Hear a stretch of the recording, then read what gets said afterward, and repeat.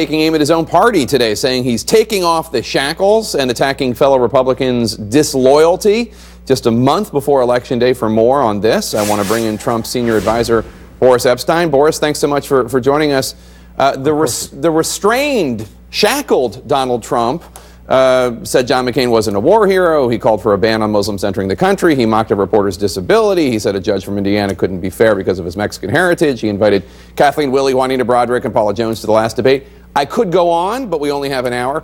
If that's shackled, what are we going to see now that he has been prevented from doing?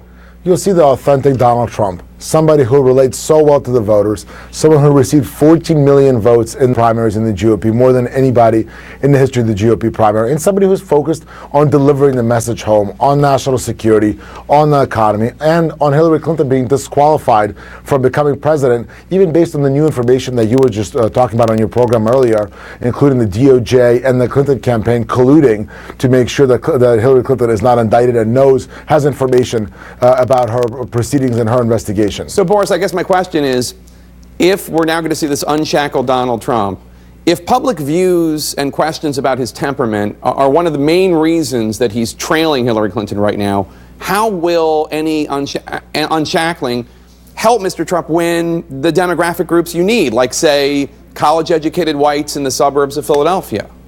You know, Jake, from the very beginning, this has been a grassroots campaign, right? It's a campaign that's outsiders versus insiders. People, change agents versus the rigged system, Washington, D.C. And that's what Donald Trump is bringing to the table. It's such a clear, stark contrast. I hear and it's going to be even clearer between him as the ultimate outsider and Hillary Clinton, the ultimate insider. And today, even having that rally with Al Gore, I got to tell you, I felt pretty bad for her sitting there. I mean, sounded pretty boring, talking about mosquitoes, metabolism, and all that stuff.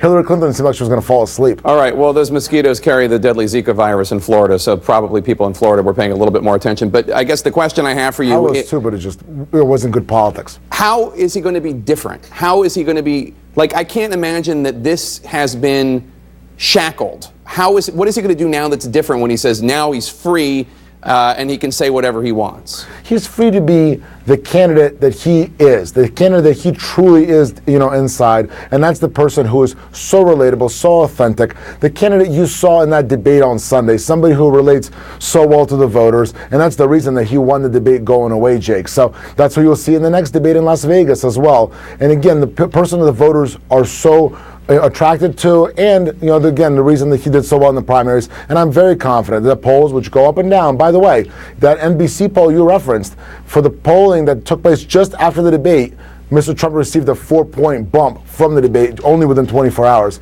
I will predict that continues to go up, and our trajectory is to do well in the next debate and win on November 8th. Boris, he's trailing by 9 in that poll. I mean, he's at 37%. I mean, this is Goldwater and McGovern territory. So it was 11 after the comments before the debate.